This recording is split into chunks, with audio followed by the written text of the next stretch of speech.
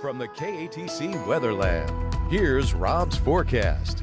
Welcome back. Well, looks like we're going to be segueing a little bit closer to a summer pattern this weekend, and we have plenty of summer in the 10-day forecast. We're talking maybe even mid-90s next week. We'll get to that in just a bit. But compared to yesterday, that ridge of high pressure that was dominating our weather has shifted significantly eastward, and as it does so, it's going to open up the door for a little bit more in the way of east or east-southeast winds. So that means higher humidity, more heat, and it will continue into next weekend. Maybe a few showers this weekend, but overall a relatively dry 10-day forecast, and we'll get to that in just a bit. First off, though, locally after a morning start in the low to mid 60s, lots of sunshine, upper 80s to near 90 this afternoon, and we're currently sitting in the upper 80s. Good view tonight. I can't stress this one enough, of the International Space Station. It'll be visible for nearly 7 minutes from 7:42 to 7:49, and what makes the pass tonight, which it'll be coming out of the southwest and disappearing behind the Earth's shadow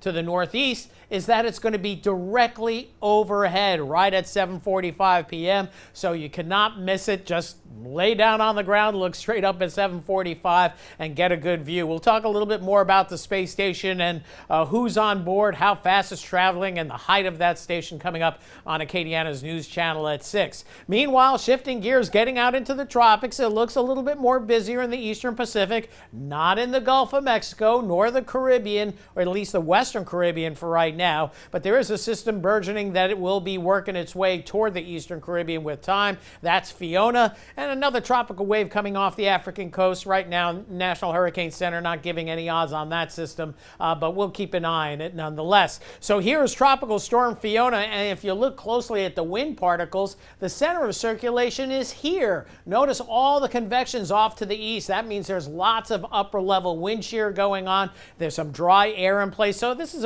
actually a relatively tenuous weather system. And if you look at the visible satellite imagery, you can see the naked swirl right here. Here's the center of Fiona, all the convections east of the system, and these sometimes could go either way and fall apart quickly or maintain themselves for a while and then eventually get better organized. But nonetheless, this is heading for the Northeast Caribbean, where tropical storm warnings have been hoisted. Tropical storm watch is now in effect for the U.S. Virgin Islands and also Puerto Rico, but anything that's completely shaded over, these are tropical storm warnings. It's mainly going to be a rain event, some wind as well, and the National Hurricane Center not intensifying this system a whole lot. Why? Because of what we just mentioned, that upper level shear, so conditions not overly favorable. And then once you get to Puerto Rico and the Dominican Republic, you could have land interactions, which could weaken the system. Right now, the forecast track, though, takes it towards the Bahamas early next week, and it's still too early to tell on whether this is going to impact the mainland U.S. or not.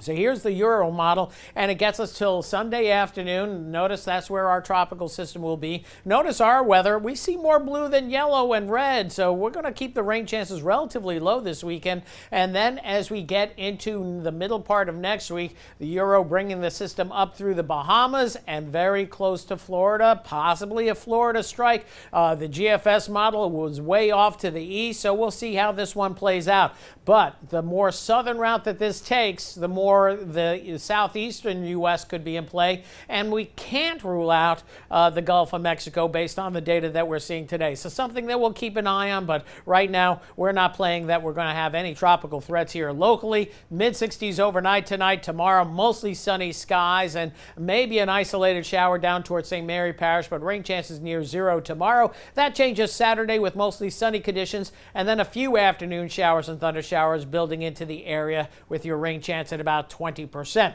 Overnight tonight, the last of the real cool nights, so we'll call it that anyway. Lower 60s. We've been on the upper 50s here last several mornings. Northern portions of Acadiana across the I-10 corridor closer to the mid 60s now, and pretty much the same along the coast, but even warmer down toward Cameron. So overnight tonight, we'll go 65 for the low. We were 63 this morning, so a couple of degrees milder, but overall a very nice evening ahead. And tomorrow, pushing into the lower 90s for sure. Model guidance records going 91 or 92 tomorrow. We'll take 91 for now with mostly sunny skies and that humidity inching upward.